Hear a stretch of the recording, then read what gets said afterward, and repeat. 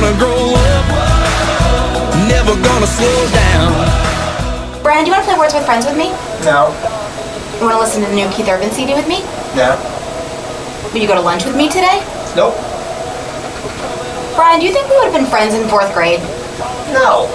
I'm a lone wolf, a recluse. Always have been, always will be. Oh, come on. Amanda, you could have imagined that, couldn't you? Oh, sure.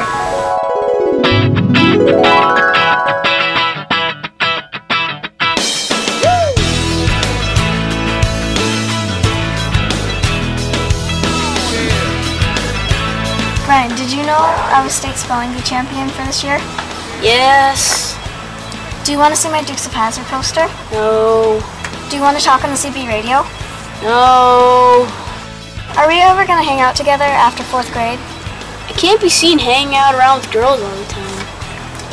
Actually, you're both going to host a very successful radio show together about 30 years from now, and even get a CMA nomination. Are you serious? It's never going to happen. It was 1970-something in the world that I grew up in.